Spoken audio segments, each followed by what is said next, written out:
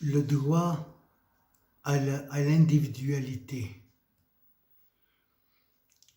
Dans un sketch philosophique italien, une enseignante montre à ses élèves un livre vert et leur dit: voilà ce livre qui est rouge.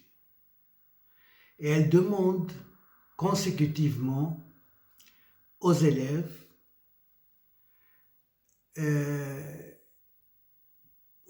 en posant la question: quelle est la couleur du livre? Et chacun des élèves,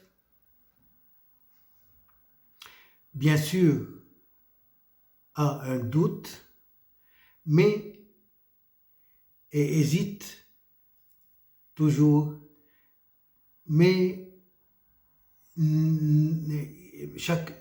aucun élève n'a eu le courage de dire la vérité, que la couleur de ce livre était vraiment verte et proclamer cette vérité.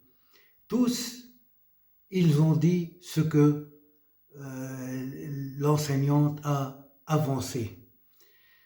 Cela dit et cela prouve l'importance des normes et de la société et des constitutions, même des constitutions sociales, éducatives, sur la même mise sur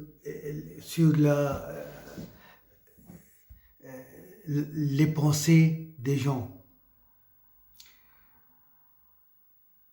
Donc, ça c'est ce qu'on appelle, ce que John Stuart Mill, le philosophe, appelle la tyrannie de la société, ou la tyrannie de la majorité. On ne peut pas fuir la société, on ne peut pas penser hors des normes de la société, sinon on sera traité de fou et on sera persécuté, on sera mis à l'écart de la société. C'est pour cela le grand écrivain russe Dostoïevski s'est englouti dans son sous-sol pour penser comme soi-même. Et il a même dit: moi j'ai le droit d'être différent, moi j'ai le droit de penser comme je suis, j'ai droit à l'individualité. Le philosophe John Stuart Mill continue sa thèse en disant que parce que la société est accablante, il faut faire des limites pour la société. Et ces limites sont ainsi. Si je fais quelque chose qui porte atteinte aux autres, donc je ne dois pas avoir une individualité, je ne dois pas avoir une liberté personnelle ou une liberté individuelle ou une liberté hors de la société. Par contre, tout ce qui m'est personnel, et qui me concerne moi-même, sans qu'il concerne autrui. En partant de là, je dois confirmer ma liberté, tant que ce que je fais n'est pas néfaste à autrui.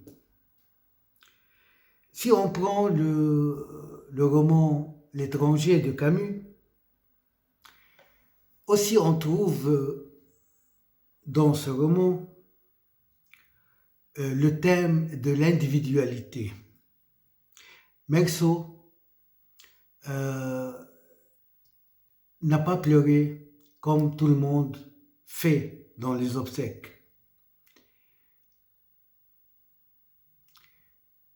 Et de là, on sait que l'étranger de Camus, Meursault, c'est-à-dire, il n'est pas forcément indifférent, mais il est courageux. Il est courageux d'avoir dépassé les normes de la société et d'avoir affirmé son individualité. C'est un homme non pas indifférent, non pas dépourvu de sentiments, mais courageux et conscient qu'il est la victime des normes sociaux. C'est pourquoi il va traverser ces chaînes, comme dans l'absurde, chez Camus. Lorsqu'on prend la conscience de l'absurdité du monde et de son insignifiance et du manque d'une réponse à nos questions, c'est en ce moment qu'on se libère de l'absurdité et qu'on considère que cette absurdité n'est qu'un seuil pour aller plus loin, pour retrouver notre sens personnel dans ce monde. Et avec Camus et Sartre, on a dépassé la signification ancienne de la philosophie comme l'explication du monde autour de nous pour avancer à un meilleur stade en essayant de découvrir la relation phénoménologique entre nous et le monde. On se concentre sur l'action de l'homme dans le monde et non pas l'inverse. On trouve aussi ce thème dans le roman La végétarienne de l'écrivaine qui a eu avant quelques jours le prix Nobel de littérature, la sud-coréenne Han Kang. Dans ce roman aussi, elle traite le thème de l'individualité, du droit d'être différent et de choisir son camp, sa destinée, ses choix, même les plus intimes.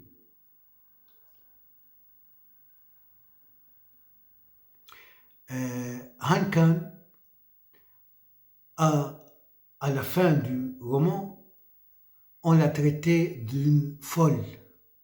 Et elle s'imagine elle-même comme une plante. Et c'est quoi le symbolisme de la plante? La plante, elle diffère de l'homme. C'est que la plante ne parle pas. Elle n'a pas de langage. Car Han Kang considère que tous les mots MAUX de l'humanité, toutes les guerres de l'humanité viennent du langage. Le langage fait éclater la société et fait annoncer des débats qui se terminent par des massacres. La différence idéologique,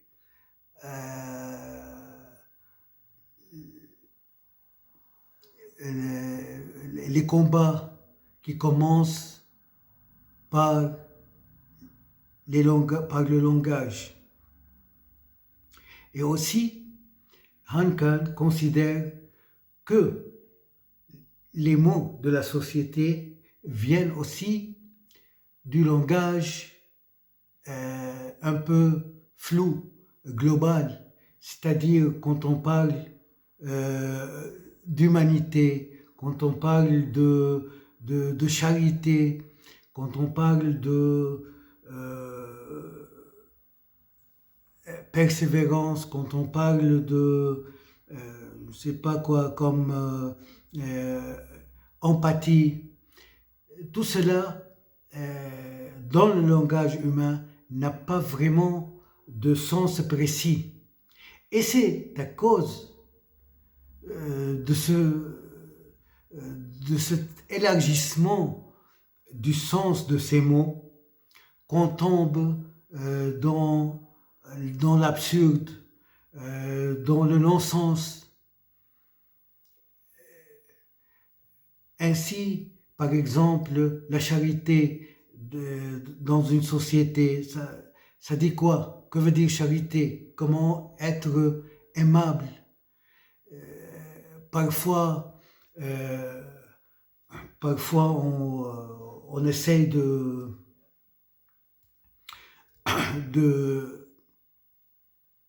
sympathiser avec l'autre. Mais comment?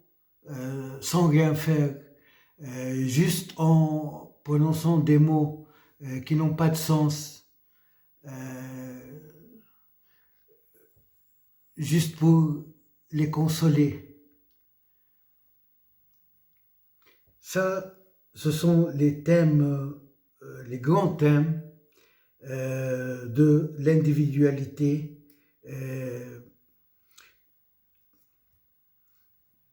conçus par ces philosophes littéraires.